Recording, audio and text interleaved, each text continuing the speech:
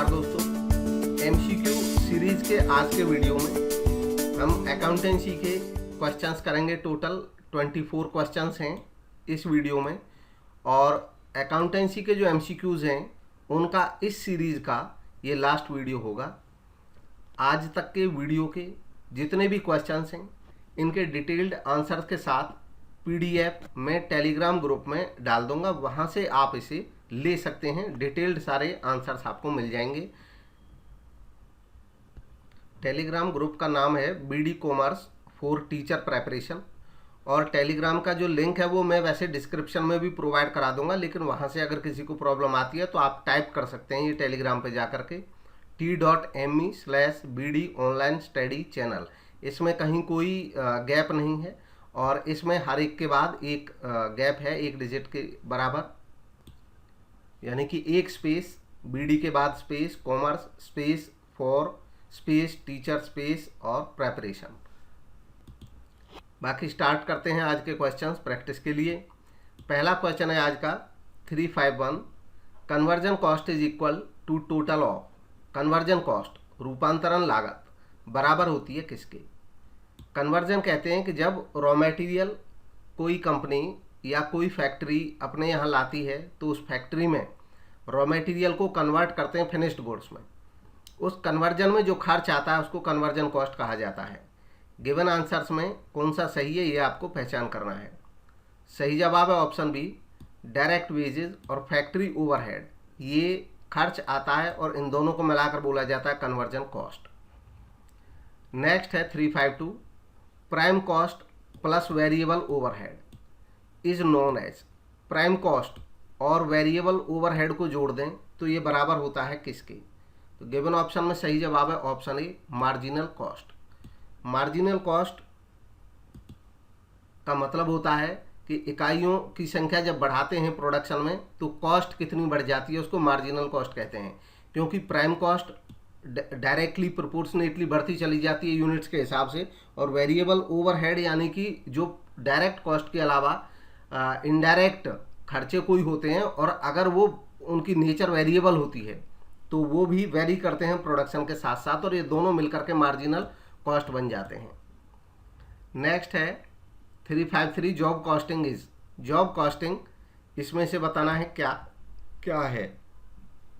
सही जवाब है ऑप्शन बी, ये अप्लाई होती है जब मटेरियल और लेबर को आइडेंटिफाई किया जा सकता है ऑर्डर नंबर के साथ। यानी कि किसी पर्टिकुलर ऑर्डर जब मिलता है सामान बनाने के लिए, और अगर ऐसा संभव है कि उस एक पर्टिकुलर ऑर्डर के मटेरियल और लेबर को हम अलग से काउंट कर सकते हैं, तब जॉब कॉस्टिंग अप्लाई की जाती है।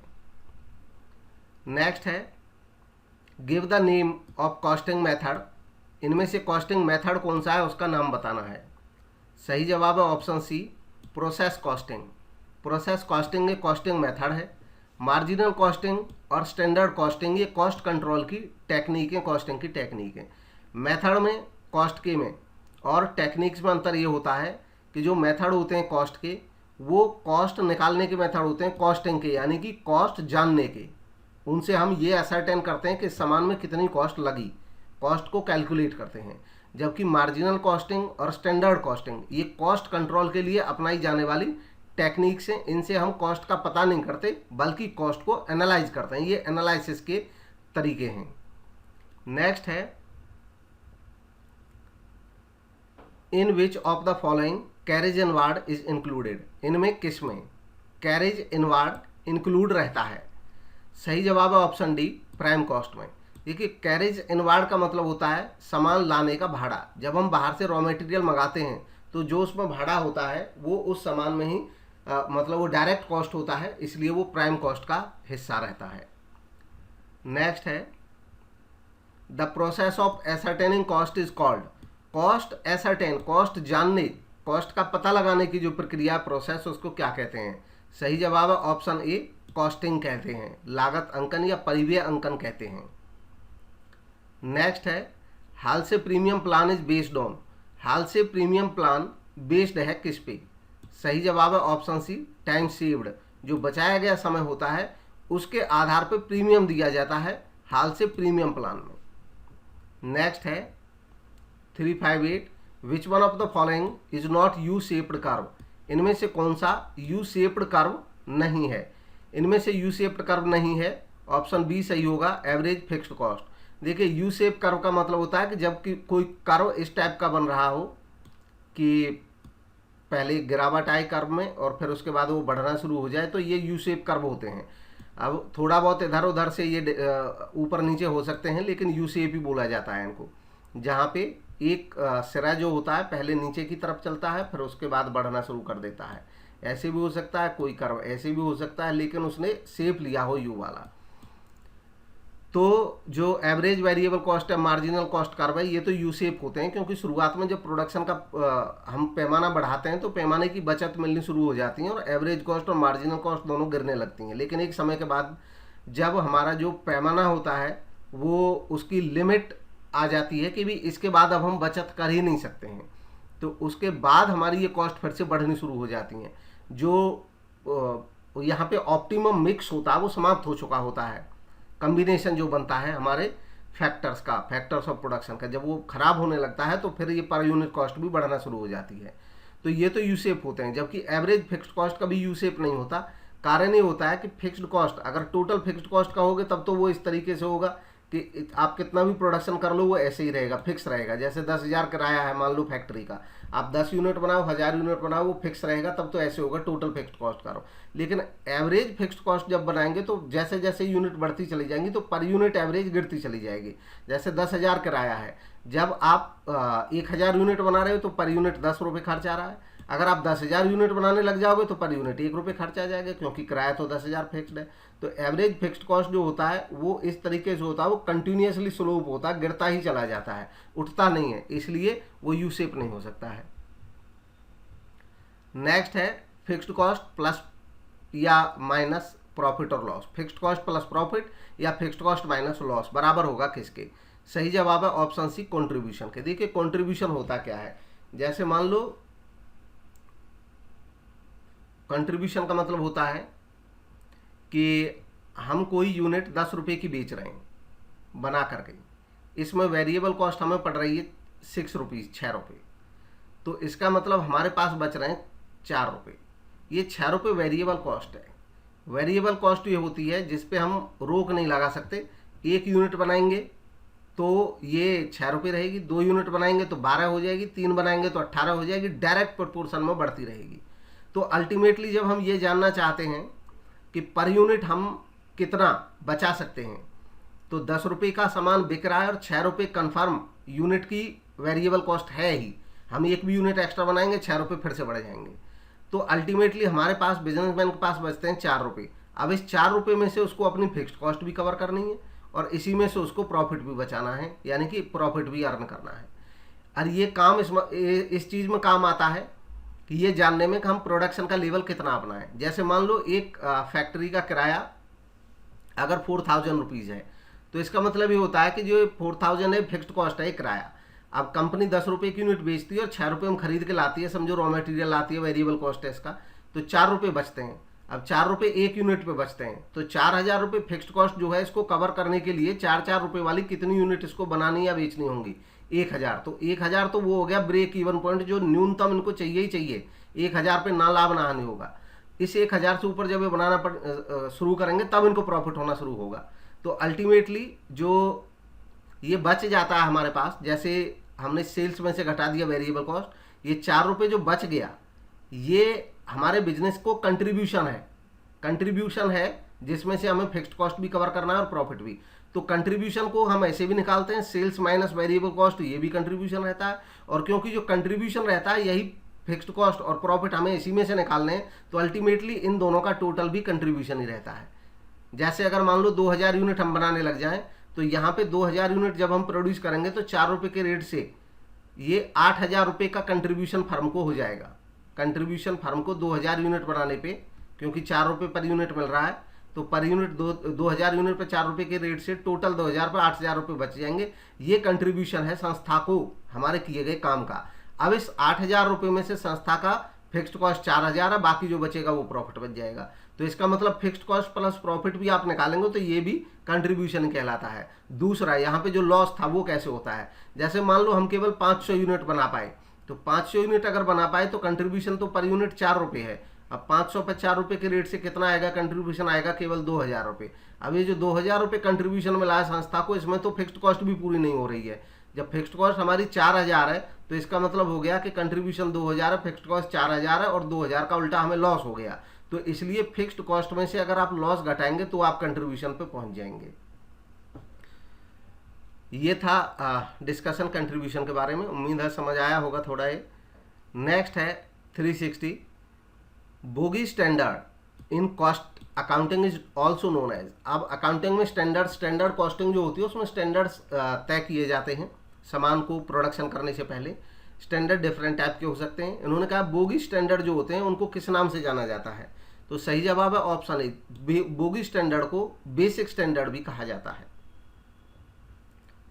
नेक्स्ट है contracts where all agreed cost are recovered is known. ऐसे कॉन्ट्रैक्ट जहां पे सभी एग्रीड कॉस्ट जिन पे एग्री हो जाते हैं, कॉन्ट्रैक्ट लेने वाला और कॉन्ट्रैक्ट देने वाला, उन सब की रिकवरी तय होती है कि भाई हम उनको डेफिनेटली जितना हमारा खर्च लग जाएगा वो हम लेंगे ही। ये रिकवरी श्योर कौन से कॉस्टिंग के टाइप में होती है कॉन्ट्रैक्ट में? सही जवाब है option C, cost plus contract costing जब होती है। कॉस्ट प्लस यानी कि जो कॉस्ट आएगी वो तो सारी वसूल करेंगे ही करेंगे, प्लस उसमें कुछ प्रॉफिट भी रखा जाएगा। तो ये जो मेथड होता है इसमें सारी कॉस्ट रिकवर किए जाने पे जोर रहता है, एम्फेसिस रहता है। नेक्स्ट है विच of the following is incorrect for material variance. Material variance के संदर्भ में इनमें से कौन सा इनकरेक्ट है? वेरिएंस का मतलब होता है कि जो हमने स्टैंडर्ड तय किए थे और एक्चुअल जब प्रोडक्शन हुआ हमारा, तो एक्चुअल कॉस्ट में और हमारी स्टैंडर्ड कॉस्ट में जो अंतर आया उसको कहते हैं वेरिएंस। ये वेरिएंस विभिन्न कारणों से हो सकता है, तो अलग अलग कारणों के वेरिएंस को मापा जा सकता है फॉर्मूलेज के द्वारा। यहाँ पे हमें पूछा जा रहा मटेरियल वेरिएंस, यानी कि मटेरियल की वजह से जो अंतर आया हमारी कॉस्ट में उसको मटेरियल वेरिएंस कहेंगे। इसमें एक करेक्ट फॉर्मूला है, एक इनकरेक्ट फॉर्मूला है, उसको पहचानना है, बाकी करेक्ट है। तो सही जवाब है option C, material usage variant. Material usage variance का ये फॉर्मूला गलत है। बाकी material cost variance, material price variance, material yield variance, ये फॉर्मूले सही हैं। और इसका जो सही फॉर्मूला होगा मटेरियल यूसेज वेरिएंस का, यानी कि जो यूसेज पे डिपेंड करता है, ये फॉर्मूला को कंप्यूट किया जाता है एक्चुअल क्वांटिटी, जितना एक्चुअल क्वांटिटी हम यूज करेंगे माइनस स्टैंडर्ड क्वांटिटी, जो हमने स्टैंडर्ड तय किया था क्वांटिटी का, तो इसमें अंतर आया, मतलब हमने एक्चुअल क्वांटिटी ज़्यादा यूज कर दी स्टैंडर्ड क्वांटिटी से, इनटू स्टैंडर्ड प्राइस। ये निकालेंगे तो हमें ये पता चल जाएगा कि मटेरियल वेरिएंस कितना है। मटेरियल में हमारा यूसेज वेरिएंस कितना है तो ये सारे मटेरियल के ही मटेरियल वेरिएंस के फॉर्मूले हैं, लेकिन मटेरियल यूसेज वेरिएंस यानी कि यूज करने की वजह से, तो जो एक्चुअल क्वांटिटी हमने यूज की और जो स्टैंडर्ड हमने तय की थी, अगर एक्चुअल क्वांटिटी हमने ज़्यादा यूज कर दी तो इसकी वजह से वेरिएंस आ सकता है। तो इनमें जो वेरिएंस आता है वो यूसेज वेरिएंस को बताता है। नेक्स्ट है 363 marginal cost is a. Marginal cost इनमें से क्या है?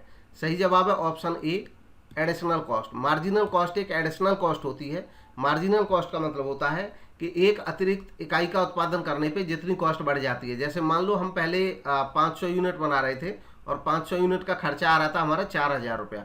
हमने क्या किया, एक यूनिट और बढ़ा दिया और 501 यूनिट बनाई, फिर खर्चा हमने पता किया टोटल हमारा हो गया अब 4050। तो इसका मतलब ये हुआ कि एक एक्स्ट्रा यूनिट बढ़ाने पे 50 रुपया जो एक्स्ट्रा बढ़ गया, इसको कहेंगे मार्जिनल कॉस्ट। ये एक एडिशनल कॉस्ट होगी। नेक्स्ट है average fixed cost is computed by. Average fixed cost compute किया जा सकता है किसके द्वारा? सही जवाब है ऑप्शन है, टोटल फिक्स्ड कॉस्ट अपन क्वांटिटी।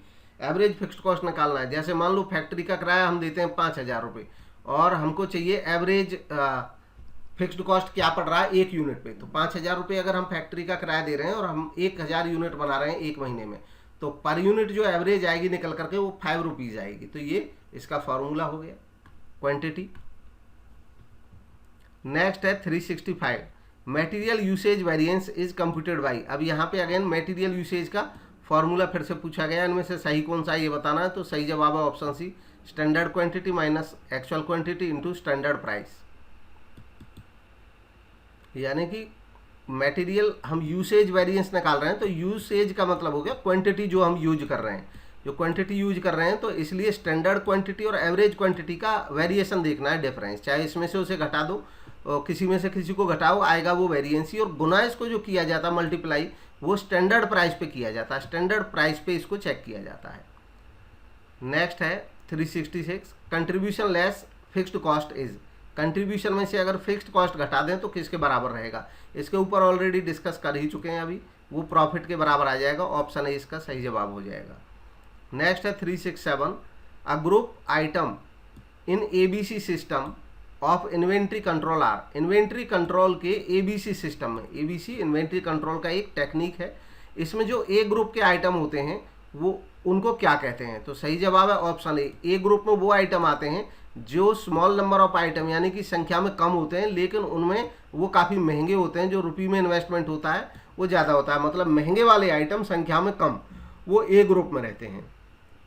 नेक्स्ट है ABC analysis is the popular technique of, तो एबीसी एनालिसिस ऑलरेडी डिस्कस हो ही चुका है, ये किसकी टेक्निक है, सही जवाब है ऑप्शन ए, इन्वेंट्री कंट्रोल की ये एक टेक्निक है।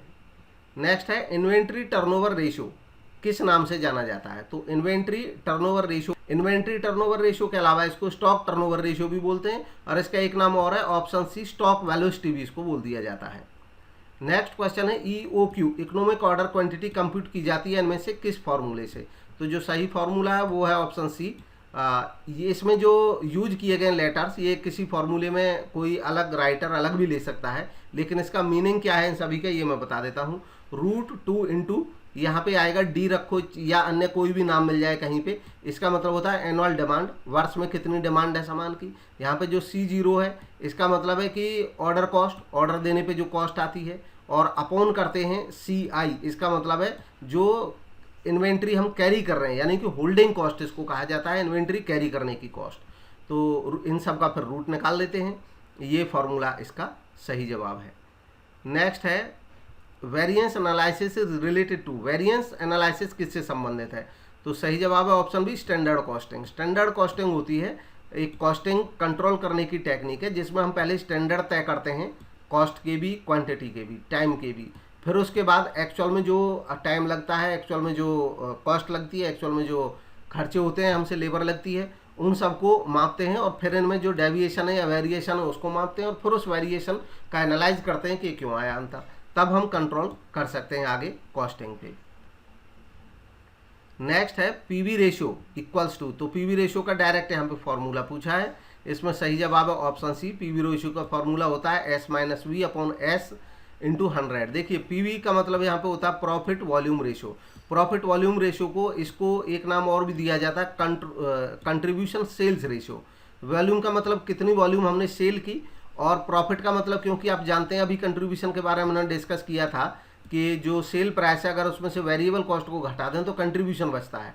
कंट्रीब्यूशन वो अमाउंट होती है जो बिजनेसमैन को उसी में से तो अपना प्रॉफिट कमाना है और उसी में से फिक्स्ड कॉस्ट भी कवर करनी है, तो इसलिए इस फॉर्मूले को C/S भी बोल देते हैं, कंट्रीब्यूशन अपॉन सेल्स। और कंट्रीब्यूशन जानते हैं आप कैसे निकालते हैं, सेल्स माइनस वेरिएबल कॉस्ट आ जाएगा, तो ये इसी के बराबर हो जाता है, C के बराबर ही, S-V/S × 100।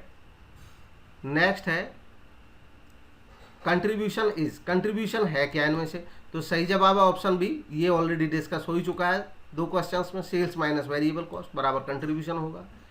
नेक्स्ट और लास्ट क्वेश्चन है BEP, break even point is computed by, break even point compute किया जाता है कौन से फॉर्मूले से, सही जवाब है ऑप्शन ए, fixed cost upon PV ratio से ब्रेक इवन पॉइंट को कैलकुलेट किया जा सकता है। तो फ्रेंड्स ये थे इस सीरीज के अकाउंटेंसी के क्वेश्चन, और नेक्स्ट जो इसमें आएगा वीडियो उसमें फिर बिजनेस एंड मैनेजमेंट के क्वेश्चन स्टार्ट हो जाएंगे। ये सारे क्वेश्चन महत्वपूर्ण हैं उन सभी एग्जाम्स के लिए जिनमें कॉमर्स के MCQs पूछे जाते हैं, चाहे आप नेट की प्रेपरेशन कर रहे हैं, चाहे आप असिस्टेंट प्रोफेसर की प्रेपरेशन कर रहे हैं या PGT की प्रेपरेशन कर रहे हैं, सभी में ये काफ़ी महत्वपूर्ण हैं। Thank you for watching. इसके अलावा आपके कोई व्यूज़ हों तो कमेंट के माध्यम से आप भेज सकते हैं। Thank you for watching.